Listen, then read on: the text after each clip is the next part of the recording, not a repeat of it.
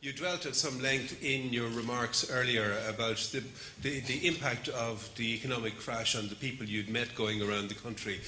Will the plight that people like that find themselves in and that general area be a priority for you? Very much so. I think that what I was particularly interested in was the assumptions and the values and the thinking that lay behind what might have been regarded at best as great and terrible mistakes, but in fact were a version of the connection between economy and society that I think is simply not helpful anymore. I referred very clearly to the kind of stress that comes from a combination of impacts of economic failure. For example, people have taken out enormous high mortgages in properties that have devalued, and at the same time threatened with unemployment, without very comprehensive childcare, who may have moved out of Dublin City, who may be commuting.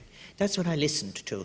But I also, as I said in my statement, felt that there was a very positive mood in the country wanting to move beyond recrimination, and very, very importantly, a great interest in discussing the kind of values that I refer to as cooperative and collective values that are both in the real economy at home, but also a very bright interest in what is possible from a new version of foreign direct investment and so forth. And I obviously will work to be of maximum assistance both at home and abroad to create positive hope.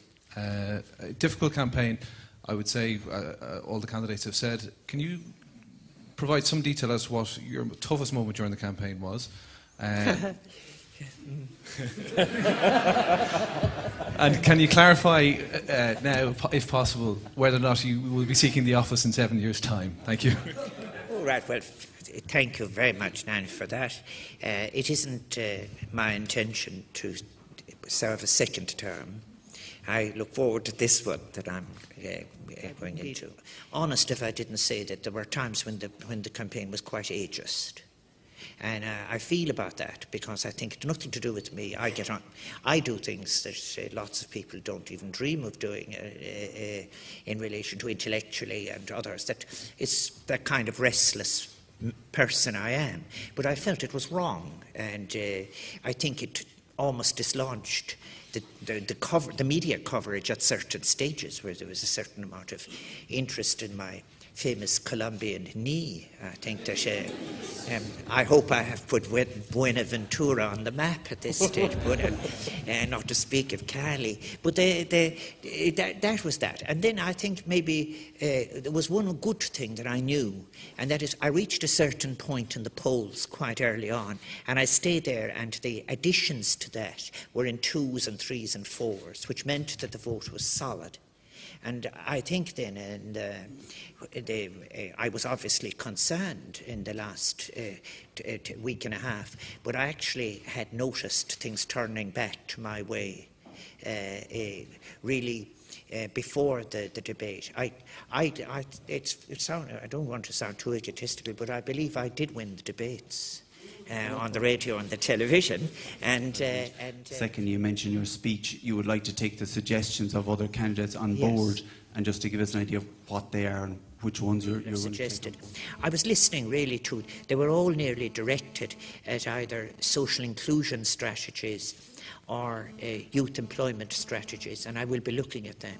It's my intention, for example, that the first presidential seminar, which after I have had my first discussions with the government, will be in relation to the youth area, and that will discuss youth participation, youth decision-making, youth unemployment, youth immigration, youth suicide, and so forth. And these were the ideas that came in many ways. And we're all happy now, I think, that Article 13.9 enables me to do all of this. And Article 28.5 will enable me to have two-way conversations. Agreed. Sorry, BBC. President-elect Mark Davenport, BBC Northern Ireland. Yes. Obviously, President McAleese has played a significant role in relation to the peace process, her contacts with both loyalists and Republicans, and wider British-Irish relations in hosting the recent visit by the Queen. Do you expect to be as frequent a visitor to the north, and how would you propose to build on her work? Yes, I intend to continue the work. Obviously, there is a challenge facing us all as well, which will, at a fairly abstract level, when you're coming up to the centenaries that are taking place, for example, the 1912, 1914, the founding of the Volunteers, the 1916 commemoration, the beginning of the Great War, and so on. There will be men where we have to, as it were, engage and bring sophistication to what I would call a politics of memory. That is very important to retain and build and deepen the new atmosphere that is there and are developing our understanding. I will be obviously very interested in that. I will, of course, would like to visit and be of assistance, because I'm very conscious, mainly from some of my other work abroad in the 1980s in particular, that when you get a formal declaration of peace, you still have all the community work of relationships to engage with. And I certainly will be doing everything I can to bring on that work. Yes. You mentioned in your speech that you recognised the anger that was there amongst the Irish public, but that we should move beyond recrimination. Indeed. Do you not feel that Irish people have a right to remain angry so long as governments of any hue are asking them to make enormous sacrifices? Well, I think that Jonathan Swift should be your guide in relation to that. You can have, I think, righteous indignation, which brings you to a certain point. And I do think what I was referring to very clearly with the conversations I had with people who were very specific. It might surprise people to hear that they didn't like the phrases like, "we all lived it up in the land of the Celtic Tiger." They had very clear ideas about who did. And they also had very clear ideas about where the failures in regulation were, and that where they had placed their trust, and that trust was broken. And it was to that I was referring, because there is a real task of restoring trust in certain institutions again. In other words, the public world has to be restored in that regard. I think that... My name is Mary Russell. I'm a writer. And I think today it's safe to say that we're the risen people. I'd like to, though, remind you, one of the selling points of your campaign was your globalisation, which was in your interest in global affairs. So if we consider ourselves as the risen people, I'm hoping that today also we'll consider some of the forgotten people. And since our camels passed each other in the night in the Sahara, I have to bring you back to the people of Western Sahara, who will be very pleased, and there's some of them not here today, but are here in Dublin, who have been thinking of you during the campaign. Well, Mary, thank you. We are probably the only two people in the room who have crossed the Sahara and spent some weeks under the stars. Not together now, mind you, but separate time. Congratulations, Mr. Higgins. Mary Minahan from the Irish Times. I think probably of all the candidates, you were perhaps the most conscious of what the President can and can't do. When you spoke there earlier about reconciliation of society, economy and ethics was a project we cannot ignore. What concrete steps can the President take to address that? I will, yes. I intend for one of the seminars to be a serious issue about the connection between the economy, political system and ethics and philosophy. Our crisis didn't come out of the blue. Behind those who failed in regulation, and behind the bankers that stood, the small number that stood behind them, were actually intellectual works that assumed certain things in relation to the market.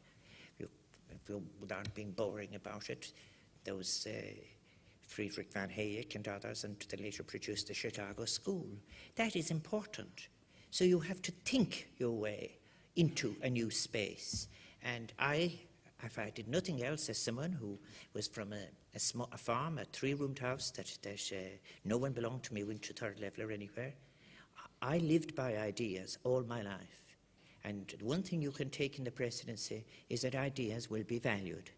And that's very important, that kind of work in relation to the forms of the economy, the implications of one kind of connection between, let us say, a social economy and a speculative economy and the body politic. Very quick question. Cócardas Uachtaráin Tufa agus the Van Kayla. I just want to ask a question to Sabina.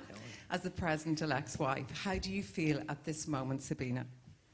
I feel just so happy. I'm so happy for myself and Michael and our family, but I'm so happy for Ireland. I just feel the big yes people said, it means they have said yes. The kind of Irishness that Michael has spoken about, that is what they want to subscribe to. That is the best of us coming forward, you know, not the kind of selfish thing for saying, what would we, again, I think it's Immanuel Kant, what would we want for everybody? Kant says, don't, you know, can you wish it for everybody, what you would wish for yourself? Yeah. And I think that is the best of Irish people coming out, and it came out in the million yesterday, and I'm so happy, and I feel we're on our way to being the great Festivus. Just